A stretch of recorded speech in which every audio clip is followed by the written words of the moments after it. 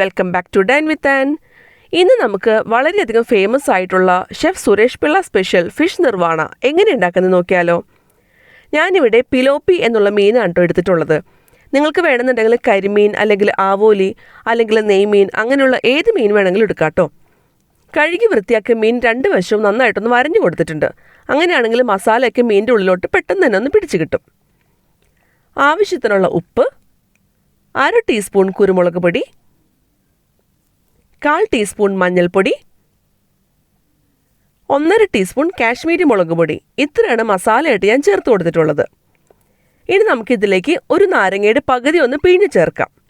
നമ്മൾ ഏത് മീൻ വറുത്തെടുക്കുമ്പോഴും അതിൽ കുറച്ച് ലെമൺ ജ്യൂസ് ചേർക്കുകയാണെന്നുണ്ടെങ്കിൽ ആ ഫിഷ് ഫ്രൈക്ക് നല്ലൊരു ടേസ്റ്റ് ആയിരിക്കും അല്ലേ.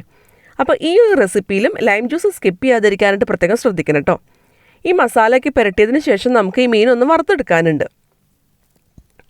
ഇനി നമുക്ക് കൈ ഉപയോഗിച്ചിട്ട് ഈ മസാലയൊക്കെ ഒന്ന് മിക്സ് ചെയ്തെടുക്കാം.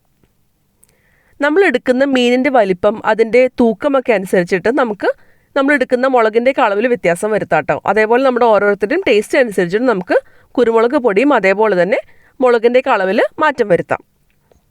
ഈ മസാലയൊക്കെ ഒന്ന് മിക്സ് ചെയ്തെടുത്തിട്ടുണ്ട്. ഇനി നമുക്കിത് മീനിലിട്ടൊന്ന് തേച്ച് പിടിപ്പിക്കണം. കൈ ഉപയോഗിച്ചിട്ട് തന്നെ മീനിൻ്റെ എല്ലാ വശത്തും ഒരേപോലെ തന്നെ നമുക്ക് മസാലയൊക്കെ ഒന്ന് തേച്ച് പിടിപ്പിക്കണം. ഒരു വശത്തെ മസാല നന്നായി തേച്ച് പിടിപ്പിച്ചതിന് ശേഷം മീനിൻ്റെ മറുവശത്ത് കൂടി ഇതേപോലെ ഒന്ന് തേച്ച് പിടിപ്പിക്കാം.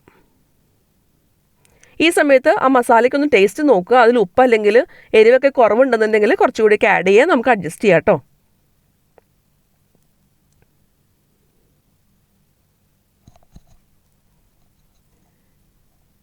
ഈ മീനിൽ നമ്മൾ മസാല തേച്ച് പിടിപ്പിക്കുമ്പോൾ അതിൻ്റെ വയറിൻ്റെ ഉൾഭാഗത്ത് കൂടി തേച്ച് പിടിപ്പിക്കാനായിട്ട് പ്രത്യേകം ശ്രദ്ധിക്കണം. നമ്മൾ സാധാരണ തേങ്ങാപ്പാലിലോ അല്ലെങ്കിൽ ചാറിൽ വേവുന്ന ഒരു ഡിഷല്ല ഈ ഫിഷ് നിർവാണ എന്ന് പറയുന്നത്. അതുകൊണ്ട് തന്നെ മീനിൻ്റെ ഉൾഭാഗത്തേക്കും കുറച്ച് മസാല നമ്മൾ മറക്കാതെ തേച്ച് പിടിപ്പിക്കാനായിട്ട് പ്രത്യേകം ശ്രദ്ധിക്കാം കേട്ടോ. നമ്മൾ വരഞ്ഞു കൊടുത്തിട്ടുള്ള ആ ഭാഗത്തുകൂടി മസാല തേച്ച് പിടിപ്പിക്കുകയാണെന്നുണ്ടെങ്കിൽ മസാലയൊക്കെ പെട്ടെന്ന് തന്നെ എൻ്റെ ഉള്ളിലോട്ട് ഇറങ്ങി കിട്ടിക്കോളും.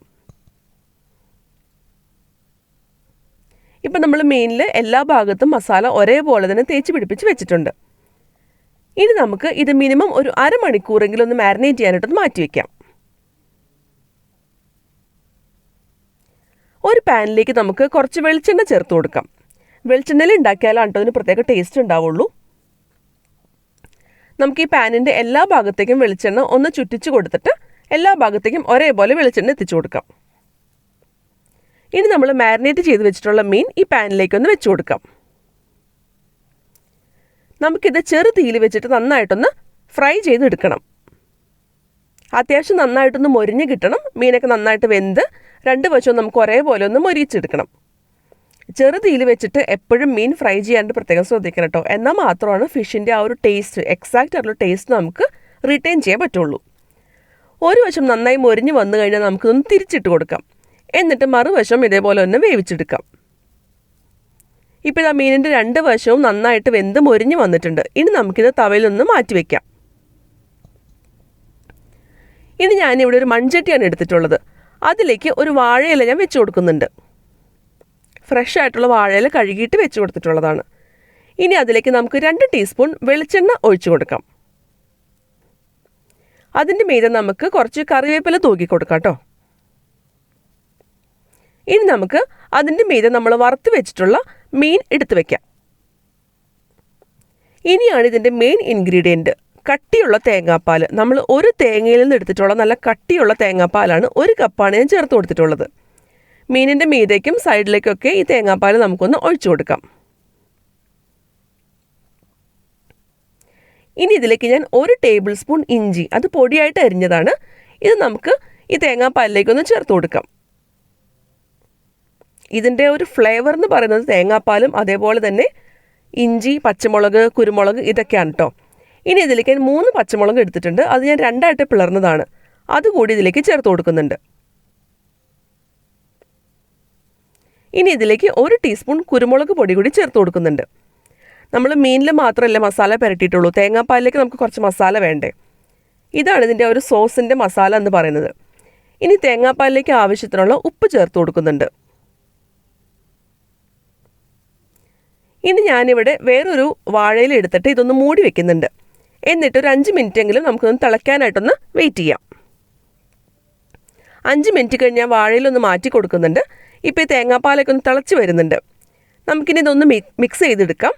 എന്നിട്ട് ഈ തേങ്ങാപ്പാൽ ഒരു സ്പൂൺ വെച്ചിട്ട് അതൊന്ന് കോരി ഈ മീനിൻ്റെ മീതേക്കൊന്ന് ഒഴിച്ചു കൊടുക്കാം. അപ്പോഴാണ് നമ്മൾ തേങ്ങാപ്പാൽ ചേർത്തിട്ടുള്ള ഇഞ്ചിയുടെയും പച്ചമുളകിൻ്റെയും കുരുമുളകിൻ്റെയൊക്കെ ആ ഒരു ഫ്ലേവർ മീനിൻ്റെ ഉള്ളിലോട്ടൊക്കെ ഒന്ന് ഇറങ്ങി കിട്ടുള്ളൂ. ഇത് ഒരുപാട് ഗ്രേവിയുള്ള ഒരു കറിയൊന്നും അല്ല കേട്ടോ. നമ്മൾ സാധാരണ മീൻ കറിയൊക്കെ പോലെ തേങ്ങ അരച്ച് വെക്കുന്നതോ അല്ലെങ്കിൽ തേങ്ങ പാൽ പിഴിഞ്ഞ് അല്ലെങ്കിൽ മീൻ മുളകിട്ട് വറ്റിക്കുന്നത് പോലുള്ളൊരു കറിയല്ല കേട്ടോ. ഇനി നമുക്കിതിൻ്റെ മീതെ 1 ടേബിൾ സ്പൂൺ പച്ച വെളിച്ചെണ്ണ ഒഴിച്ചു കൊടുക്കാം.